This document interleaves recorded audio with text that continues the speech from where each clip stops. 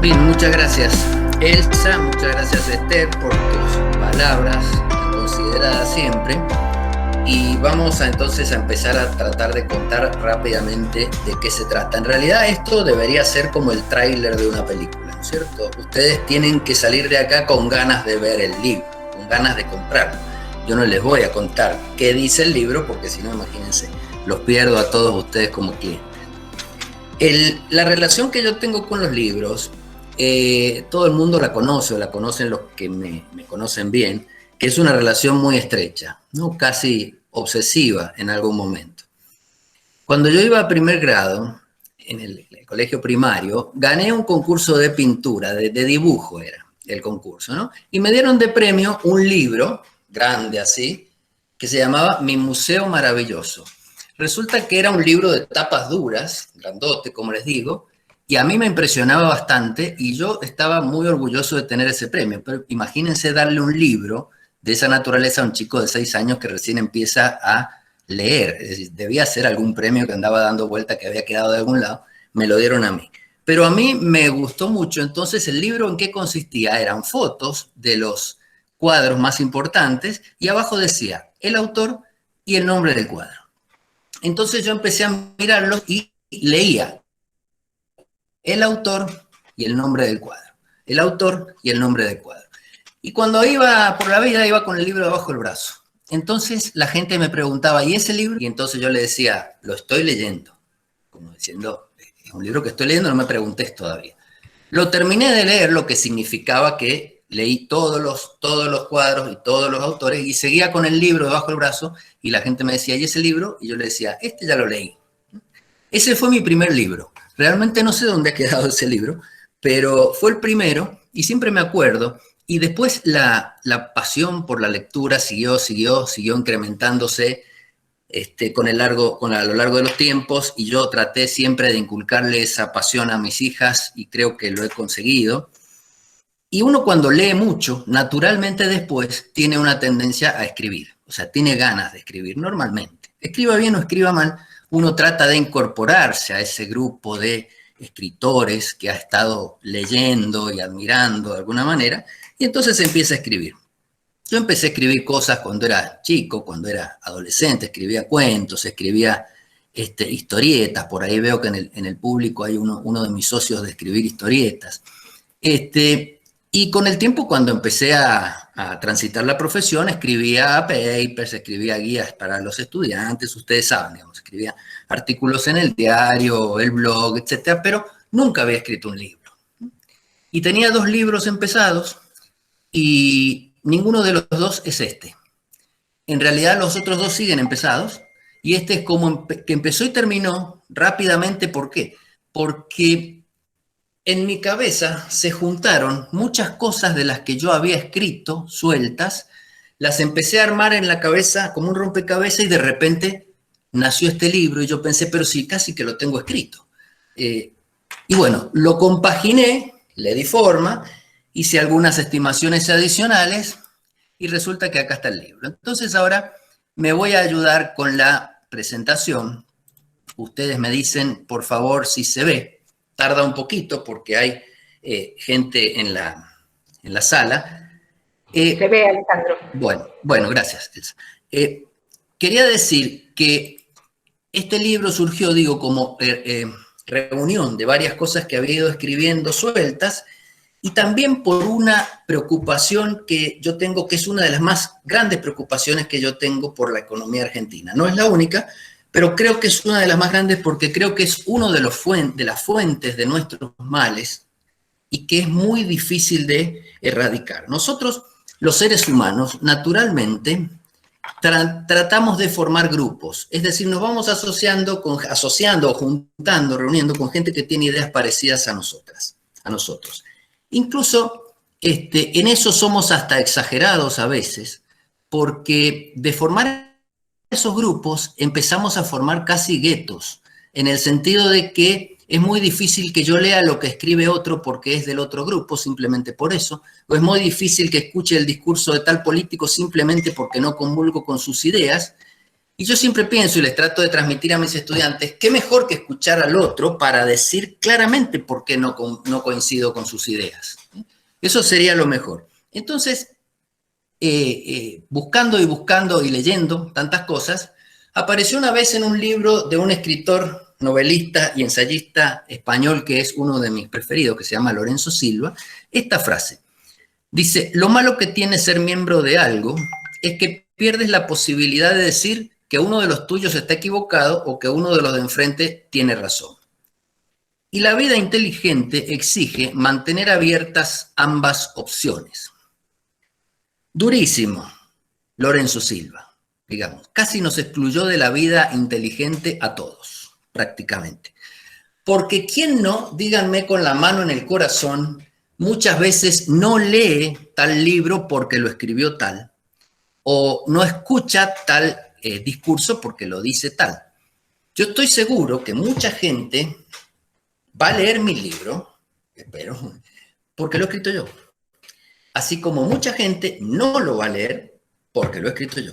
Es decir, que estoy seguro que voy a tener quien se sume y quien no se sume solo por esa cuestión.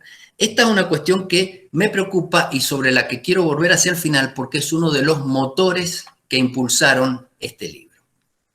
¿Cuál es el objetivo del libro? Yo no les voy a hablar demasiado acerca del contenido, pero sí les voy a hablar de los objetivos del libro y digamos, la idea general que quiero transmitir con este libro. El objetivo del libro es uno,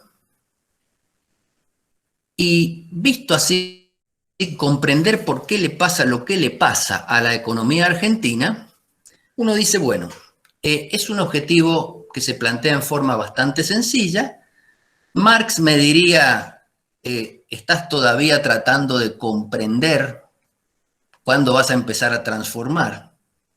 Y yo diría, entonces lo voy a cambiar, le voy a poner por qué le pasa lo que le pasa a los argentinos, no a la economía argentina, a los argentinos, porque en realidad lo que le pasa a la economía argentina es porque le pasa a los argentinos. Yo siempre les digo a los estudiantes, para entender la economía argentina hay que entender la idiosincrasia de los argentinos y hay que conocerla bien, y la historia de los argentinos, y las tradiciones y las costumbres de los argentinos, porque eso condiciona lo que le pasa a la economía argentina.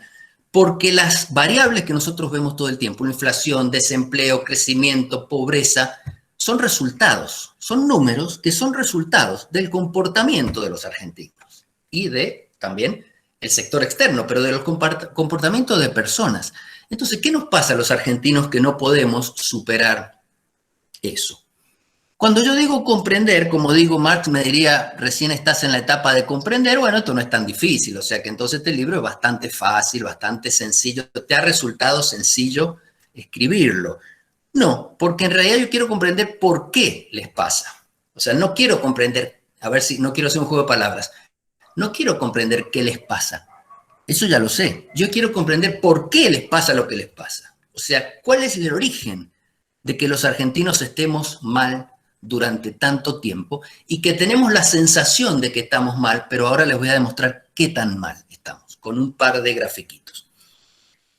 A mí, también los que me conocen saben que en esa lectura, que tengo esa obsesión por la lectura, una de las cosas que más me gusta es la novela negra española y la novela negra francesa.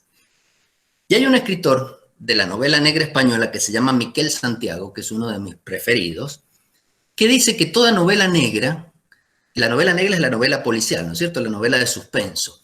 Que toda novela negra tiene que empezar con una patada en la boca. Una patada en la boca es una expresión muy española que sería como nosotros como un trozo en la mandíbula, digamos, o un golpe en los riñones. O sea, hay que pegarle en el primer capítulo al espectador, al lector, hay que pegarle duro para que eso genere el interés en saber, en seguir leyendo, en decir, bueno, ¿por qué pasó esto tan grave? Tan impresionante, ¿por qué pasó? ¿Quién tuvo la culpa? Entonces ahora, para empezar, yo les voy a dar una patada en la boca a ustedes. La patada en la boca es simplemente un gráfico muy sencillo, que cada vez que lo presento la gente se asombra y dice cosas como, creí que estábamos mal, pero no tanto.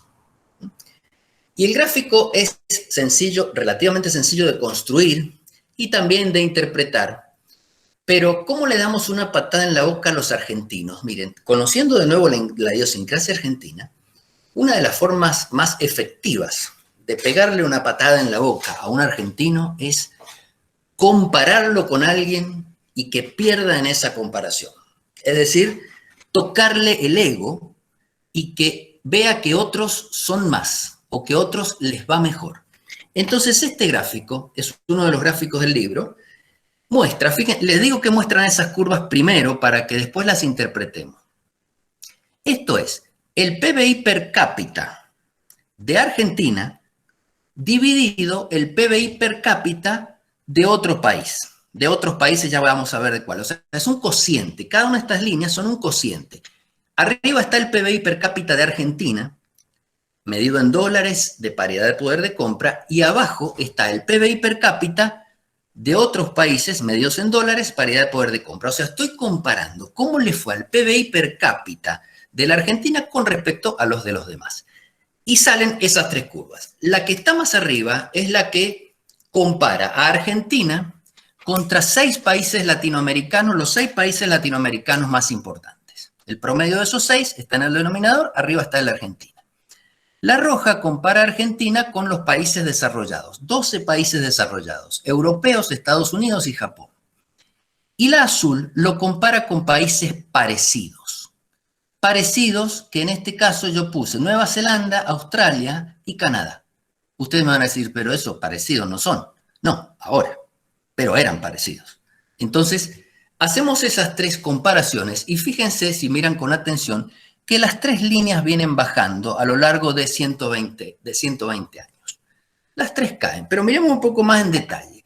Miremos la primera, Argentina sobre los latinoamericanos, la que está con puntitos. Argentina tenía, vamos a empezar por la de más abajo, disculpen. Por la Argentina versus estos parecidos. Nueva Zelanda, Australia, Canadá. Con esos países, el coeficiente era 1. O sea que el numerador y el denominador eran casi iguales.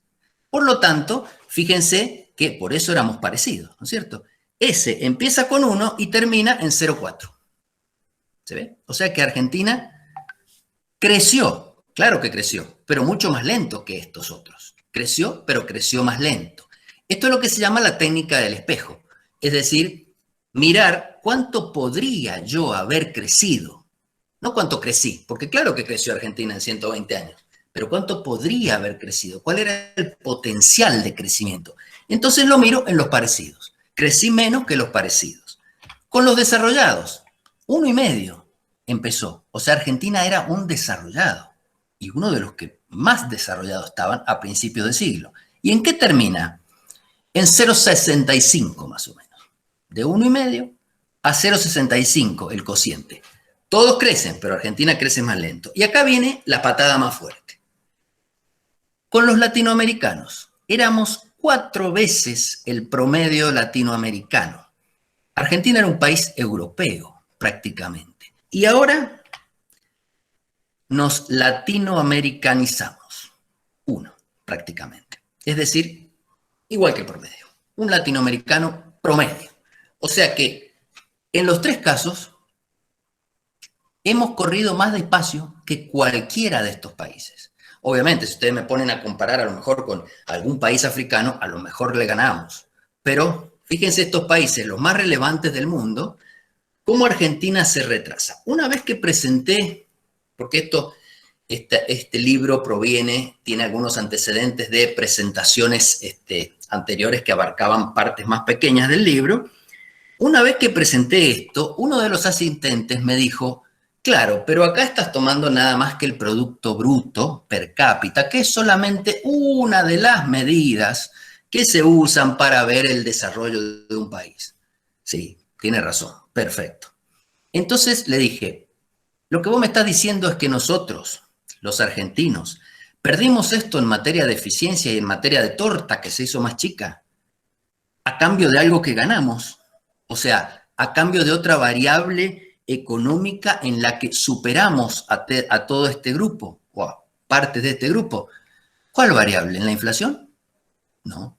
Somos los que tienen más inflación, la inflación más alta del mundo en los últimos 120 años, el promedio de inflación más alto del mundo. En desempleo, no, estamos 3 puntos por arriba del promedio latinoamericano. En pobreza, o sea, ¿hemos perdido esto para ganar en materia de pobreza? No, tenemos una de las pobrezas más altas de Latinoamérica. En distribución del ingreso habremos ganado. No, nuestro Gini es el promedio latinoamericano y es el doble de los países desarrollados. El Gini cuando es más grande es peor, ¿no? El coeficiente de Gini para medir desigualdad. O sea, perdimos esto a cambio de nada. No hay otra variable en donde ustedes me puedan decir, pero en esto ganamos en los últimos 120 años. No hay. Está demostrado en el libro, con otras variables más, no hay otra variable. O sea que esto lo perdimos a cambio de nada, en principio. Cuando uno dice, ve esto y ve este inicio tan brutal, me decía uno de los funcionarios del gobierno que lo ha leído el libro, me decía, che, me dejaste choqueado con el primer capítulo. Bueno, esa era la idea. Pero me dice, pero tanto, ¿estás seguro? Porque uno tiende a no creer estas cosas. No, la base de datos es la de Madison. O sea, es una base de datos muy respetable a nivel internacional. O sea que es así. Esta patada en la boca es así. Digamos, tenemos que empezar pensando dónde estamos y de dónde estuvimos. Porque nuestros hijos o nuestros estudiantes tienen que saber que hubo otra Argentina. Tienen que saber que Argentina tuvo otra potencialidad y que la desperdició y que sigue bajando, porque no he puesto ahí 2019, 2020 y 2021, en donde estamos por perder el tren de crecimiento por tercera vez. Cuando uno ve estas cosas, dice, bueno, pero ¿cuándo pasó esto? ¿Cuándo perdimos el tren del crecimiento? ¿En qué momento nos distanciamos de los demás? Entonces lo que puse en este gráfico, que es parecido al anterior, solo que los 3 indicadores tienen base 100 en el año 1900 y luego discurren hacia adelante y fíjense a dónde llegan, ¿no es cierto? Llegan a base 50, fíjense a dónde llega contra latinoamericanos, a 30, es decir, caen inexorablemente. Entonces, mirando, estuve mirando los gráficos con mucho cuidado y estableciendo cotas para ver cuándo estos indicadores pasaban a un escalón más bajo, digamos. Puse como cotas 80 y después 60, a partir de 100, las atravesamos las dos cotas. ¿Cuándo? En realidad no se puede decir el año, no se puede, porque también es injusto decir en tal año, porque la economía tiene una dinámica, una tendencia que a veces en un año no se puede revertir e inevitablemente ese año es el que caemos en el escalón. Es como que ese año te vas al descenso, a pesar de, porque tuviste campañas malas el equipo hace 4 o 5 años, pero te vas al descenso en ese año. Identifico ahí 2 periodos de deterioro y 3 periodos de sostenimiento. Lamentablemente no hay ningún periodo de recuperación. El primer sostenimiento, que es el sostenimiento alto, cuando estábamos más o menos al nivel de estos 3 grupos, ¿eh? Acá es 100 y estábamos más o menos, por supuesto algunos han bajado, pero más o menos siendo indulgentes. Un primer deterioro acá entre el 48 y el 60, luego un sostenimiento medio, o sea, estamos sosteniéndonos, pero ya a un nivel más bajo, ¿no es cierto? A un nivel de 70 o 60, del año 60 hasta el 74, ahí viene el segundo deterioro del 74 hasta el 90, hiperinflación, recesión, mega devaluación, segundo deterioro, ya nos estacionamos en un nivel de 50-40, y acá un sostenimiento bajo, declinante, a pesar de haber tenido del 90 en adelante 2 etapas de fuerte crecimiento, una en los 90 y otro en la primera década del siglo XXI, que no se pudieron sostener. Es decir, ya ven ahí cómo crecimos y volvimos abajo, crecimos y volvimos abajo. O sea que, a grosso modo, podemos decir que estas son las etapas en donde se perdió el tren del crecimiento. Hemos perdido ya 2 trenes del crecimiento. Creo que con la pandemia, con lo que ha pasado en los últimos 10 años, más lo que pasa en la pandemia, donde Argentina fue uno de los países que más cayó y que más lento se va a recuperar, podemos llegar a perder un tercer tren de crecimiento. No estoy seguro, pero creo que vamos para ese lado. Eso no lo dice en el libro, eso es una apreciación que todavía hay que demostrar. Muy bien. Después del cuándo, uno dice quién. ¿Quién tuvo la culpa? Y ahí aparecen los corazoncitos, ¿no es cierto? Fue culpa de Perón. No, fue culpa del plan de Frondizi. No, la hiperinflación de Raúl Alfonsín. No, los golpes militares. Entonces ahí culpables hay un montón. Hay un libro, o vuelvo con los libros, disculpen, ustedes a lo mejor, seguro, todos han leído a Agatha Christie, ¿no? Y Agatha Christie tiene uno de sus libros que es muy original. No voy a decir cuál para no spoilear. Pero en uno de sus libros transcurre, tal como Agatha Christie planteaba siempre sus libros, ¿no es cierto? Con un asesinato, todos pueden ser culpables, la investigación y finalmente el culpable. En ese libro es muy original, digo, porque comienza así, pero termina en que todos son culpables. Todos los que estaban en el lugar son culpables porque entre todos mataron a la persona. Cada uno le había dado una cuchillada. Acá es más o menos eso. Todos son culpables. Yo creo que nadie, ninguno de ustedes puede decir, a lo mejor alguno, pero una minoría, puede decir en este momento que ha votado alguna vez a un gobierno, que siempre ha votado a un gobierno que le ha ido bien en la economía. Alguna vez habrán votado a uno que le ha ido un poco mejor, después a otro que le ha ido un poco peor, pero no hay ningún partido político que pueda decir a nosotros siempre nos fue bien y a los otros les fue mal. O sea que la culpa es de todos. Cuando uno habla de culpas puede tener culpas propias o culpas ajenas. Estaría muy bueno que todos estos fueran culpas ajenas, ¿no es cierto?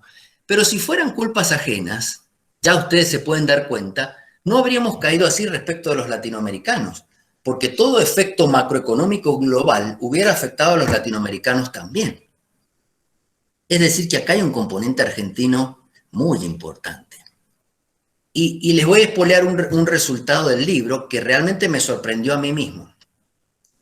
Cuando yo calculaba el índice de PBI per cápita de la Argentina y construí un índice de bonanza externa, como me sugirió llamarlo Raúl Mercó, un vientómetro, para saber si teníamos viento de cola o viento de frente en cada etapa del gobierno viniendo del exterior. Entonces, en etapas buenas, el índice iba para arriba, en etapas malas, del exterior, iba para abajo. Entonces, deflacté el índice de PBI per cápita con ese indicador de bonanza o malaria externa.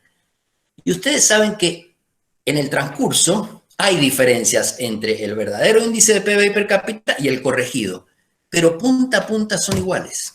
Es decir, punta a punta el corregido y el original son iguales.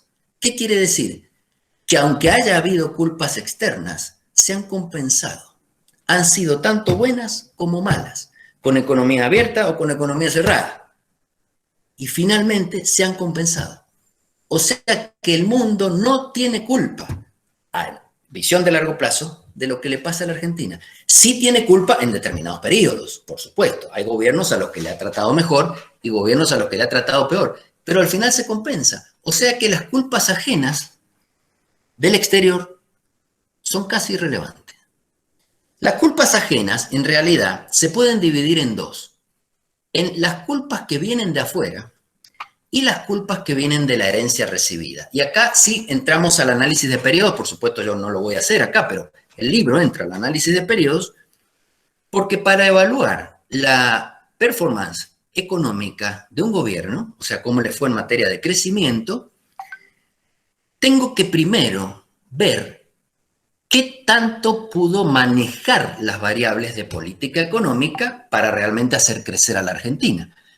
Entonces, tengo que tener conciencia de cuáles variables actuaron sin que las pudiera manejar ese gobierno. Y esas variables son dos, las que vienen de afuera, que no las puede manejar, y las de la herencia que ha recibido, que no la puede cambiar. O sea, no la puede cambiar en el momento que la recibe. Después sí la puede cambiar, o la puede ir cambiando. Pero esas son cosas como datos. Recibiste esto y este es el viento que tenés de afuera. Ahora, dale, a ver qué resulta. Entonces ahí sí uno puede hacer un análisis periodo por periodo. Yo tomo periodos de gobierno, ¿no es cierto? Que no son iguales todos en duración. Periodo por periodo se puede hacer un análisis y ver tal gobierno, supongamos, de Onganía. ¿Cómo fue el sector externo? ¿Le jugó a favor o le jugó en contra? ¿Cómo recibió la herencia? Y en la herencia, uno mira, porque uno dice, ¿cómo medís la herencia? ¿La herencia en función de qué? Yo la herencia la mido en función de dos cosas. Las brechas que tiene cada variable con respecto a su valor deseado. Cada variable objetivo, los estudiantes de política económica me van a entender bien, pero lo voy a explicar para todos. Las variables que le importan a la comunidad, supongamos, inflación, pobreza y desempleo, ¿qué tan lejos están del valor que desearíamos? Por ejemplo, el año pasado tuvimos 36% de inflación y desearíamos tener 1%, o sea, estamos lejísimos. Eso es una brecha muy grande. Entonces, si un gobierno recibe brechas muy grandes, es un problema, es una mala herencia. Pero también puede recibir, a pesar de recibir las brechas grandes, puede recibir instrumentos para actuar sobre esas brechas. Puede recibir lo que técnicamente se llama espacios de política económica. Mover el gasto público, bajar los impuestos, aumentar la cantidad de dinero sin generar inflación. Esos son espacios de política económica. Bueno, una mala herencia es una herencia que viene con brechas grandes y espacios chicos. Estás muy lejos del oasis y estás muy cansado, casi no puedes caminar. Entonces esa es la peor. La mejor es cuando tenés brechas chicas y espacios grandes, ¿cierto? Entonces en función de eso se construye un indicador de herencias recibidas para ver qué tan mal la recibió la herencia y qué tanto tuvo culpas de afuera. Y entonces con esto construyo este gráfico que es uno de los últimos que les voy a mostrar del libro, que muestra lo siguiente. Acá muestra las dos culpas, el contexto externo y la herencia recibida. En el eje horizontal, perdón, sí, en el eje vertical está el contexto externo. De manera que cuando estás más arriba significa que el contexto externo en tu gobierno fue mejor. Y si estás en el eje horizontal más a la derecha, significa que recibiste una mejor herencia. Vayan viendo allí. Esos son los gobiernos, mencionados a través de su presidente, por supuesto, quienes recibieron las peores herencias y quienes recibieron los peores contextos externos, en este caso Menem y Alfonsín, y quienes recibieron mejores herencias y tuvieron mejores contextos externos, Ortiz Castillo, Uriburu Justo, Perón en su primero y segundo gobierno, Cristina Fernández. Y después en el medio son los que han recibido más o menos, una herencia más o menos, y han tenido un viento que no era ni de cola ni de frente. Pero esto, de alguna manera, ya nos ayuda para ser un poco más indulgentes con algunos y para caerles más duramente a otros. Es decir, los que están más abajo, más cerca del origen, bailaron con la más fea, digamos, o sea, mal contexto externo, mala herencia, o sea, recibieron el auto destruido. Los que están más arriba recibieron el auto y todo, más o menos andando bien, funcionando bien. Después hay que ver qué resultado consiguieron, pero esto es un dato para ver cómo fueron las variables exógenas que ellos no manejaban cuando tuvieron que desarrollar su gobierno. Entonces, el último gráfico, que les voy a mostrar ahora, uno de los últimos del libro, es justamente el que pone en el eje vertical las culpas, resumiendo los otros dos ejes, o sea, el gráfico anterior. En el eje vertical las culpas, a medida que vas más arriba, significa que esas culpas, entre comillas, fueron buenas, o sea, te ayudaron. La herencia y el contexto externo te ayudaron y si vas más abajo te perjudicaron. Y luego de eso, en el otro eje, por supuesto, la performance, en materia de índice de PBI per cápita relativo al índice de PBI per cápita de todo el grupo de países considerados. ¿Se entiende? Es decir, culpas en el eje vertical, resultado en el eje horizontal. ¿Quiénes serían a los que más disculparíamos? Serían a los que tienen buena performance, o sea, hacia la derecha del eje horizontal, y con culpas negativas. O sea, a estos.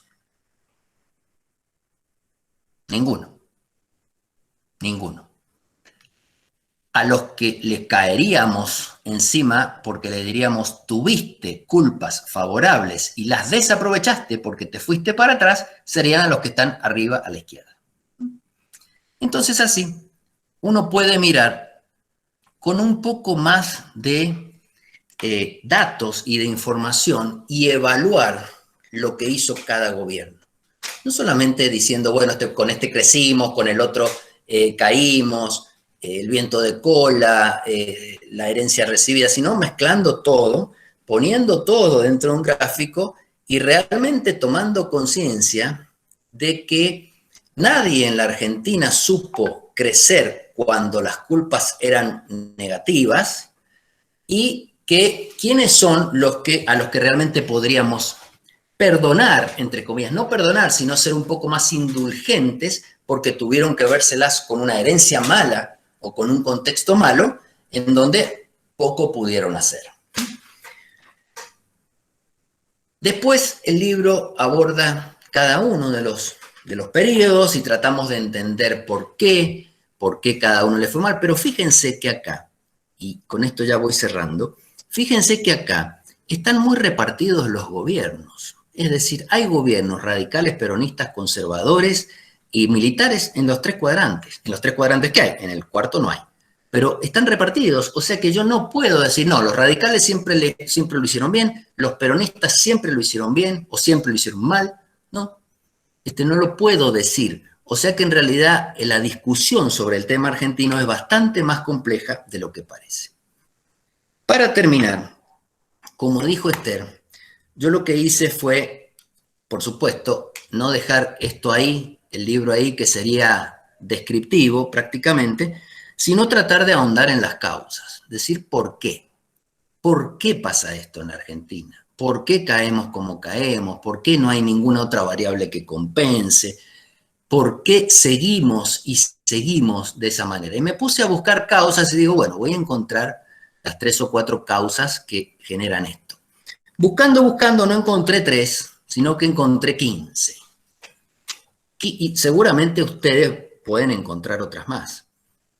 La indefinición las leo rápidamente, pero no voy a entrar por supuesto que en el libro tienen el desarrollo de cada una, pero la indefinición del modelo liberal o intervencionista, el cortoplacismo en materia de política económica, no se los tengo que explicar, el menosprecio por las restricciones, o sea, creer que la política puede hacer lo que quiere con la economía, la falta de creatividad en materia de política económica, o sea, en Argentina la política económica es aumentar el gasto público.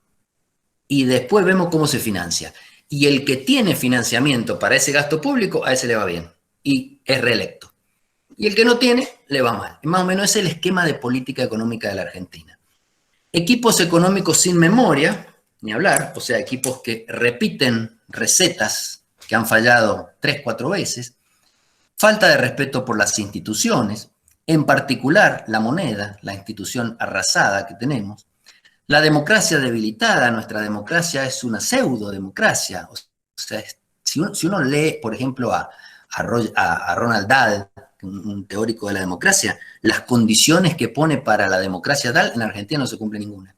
O sea que en realidad tenemos una rara democracia, un sistema de premios y castigos que no funciona, la corrupción nuestra de cada día, ni hablar, un sistema financiero pequeño, muy caro, el costo argentino, antipático para todos los empresarios que puedan estar escuchando, la interminable salida de capitales, o sea, los capitales se van todo el tiempo de la Argentina, entran por periodos cortos cuando hay una rentabilidad importante para hacer, pero si no, normalmente se van. La viveza criolla, que la viveza criolla no lo pongo así como una broma, como dice en el libro, sino que técnicamente la viveza criolla es en Argentina este divorcio que hay entre el interés particular y el interés general. Yo me muevo en función de mi interés particular y si puedo violar la regla, mejor. Y no me doy cuenta que si todos se movieran de esa manera, el interés general caería drásticamente. Lo que pasa es que finalmente todos se mueven de esa manera.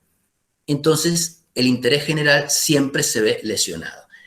Una casa llena de grietas, sobre esa voy a hacer un comentario final ahora.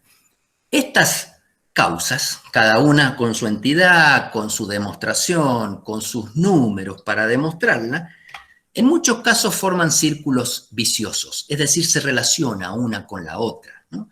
Entonces, a lo mejor yo podría decir un sistema financiero pequeño. Bueno, pues eso es una consecuencia, no es una causa. Es una consecuencia que la gente no cree ni en la moneda ni en el sistema financiero. Entonces ahorra en dólares afuera del sistema financiero. ¿Por qué? Porque la moneda ya le ha dado tantos disgustos con la inflación y el sistema financiero le ha dado tantos disgustos con las expropiaciones que no cree en ninguna de las dos cosas. Entonces, necesariamente el sistema financiero es chico y si es chico es caro.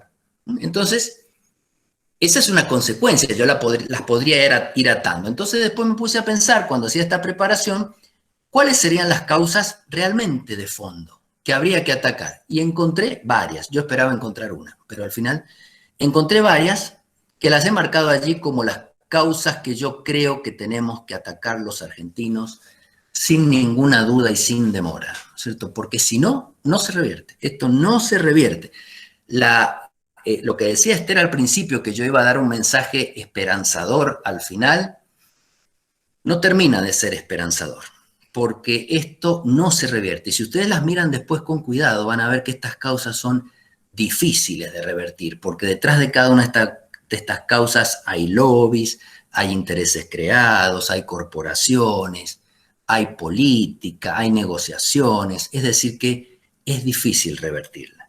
Pero para terminar entonces, y tratando de volver a aquel objetivo inicial que yo les decía que me desvelaba, que era esto que decía Lorenzo Silva, que cuando uno está en un club o en un grupo, le cuesta mucho aceptar que lo que el otro dice es verdad, esta creo que es una muy grave, muy grave.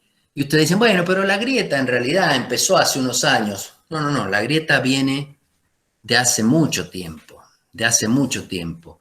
Yo hace poco publiqué en el blog una entrada que se llamaba Quema pero no purifica. Bueno, eso habla de que la grieta viene desde el siglo XIX, va tomando distintas formas, pero sigue existiendo.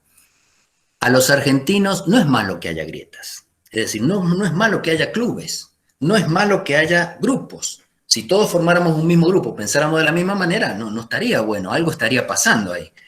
Que haya clubes, que unos sean de River, otros sean de Boca, está bueno, porque eso genera disenso, genera discusión, y en la discusión van saliendo los resultados. El problema es cuando eso se exacerba, y los argentinos somos de exacerbar las cosas, ¿no es cierto?, de llevarlas al extremo. Cuando los clubes son tan cerrados, como les decía al principio, que parecen guetos. No me hablo con el de enfrente. Muchos dicen, el tema de la grieta ahora me ha producido hasta problemas en mi familia. O sea, los hermanos nos hemos peleado. Fíjense hasta qué punto puede ser que hagamos valer las disidencias. O sea, las disidencias son buenas, pero en este caso son patológicas. Es decir, nadie escucha o sabe lo que dice el otro. Yo tengo una anécdota personal, que termino ya con esto, es que una vez vino una persona de mi familia a la biblioteca de mi casa, que ustedes están viendo por acá, seguramente, por acá atrás, y mirando, me dice, pero vos tenés muchos libros de tal partido, ¿sos de ese partido? No, nunca he sido.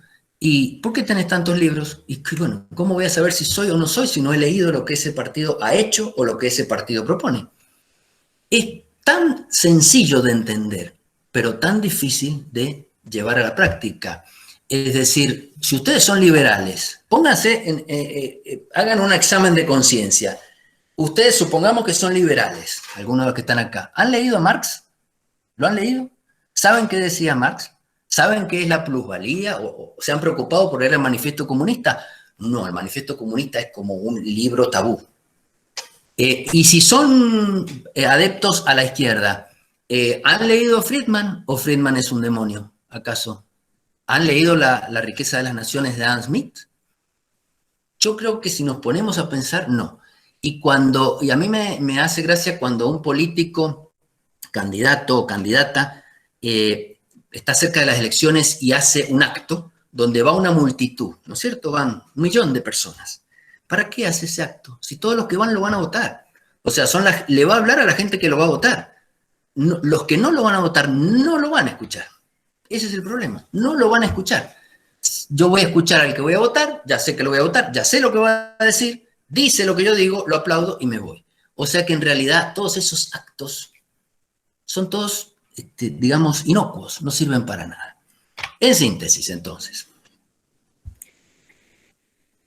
quiero que quede claro que la Argentina ha perdido posiciones, muchas posiciones, y que para recuperarlas, yo diría, voy a exagerar un poco, tendría que pasar un milagro para que recuperemos y volvamos a ser un país desarrollado. Recuperar algunas posiciones depende de que esas causas que puse al final y otras que por supuesto ustedes puedan agregar, se ataquen. Si no se atacan, si ustedes ven que el gobierno este que tenemos o el que viene no va por esas causas, no nos recuperamos. Argentina no se recupera. Para recuperarse hay que atacar esas causas y para atacar esas causas hay que dialogar. Esto no es fácil, pero ahora yo invité a esta presentación. Siempre ustedes dicen que ciencia económica está peleada con ciencias políticas en la universidad. Yo invité a gente de ciencias políticas. Ojalá hayan venido. Ojalá lean el libro. Ojalá me lo critiquen. Porque de esa manera es la forma que vamos a poder salir adelante. Bueno, muchas gracias y espero después los comentarios de Daniel y las preguntas.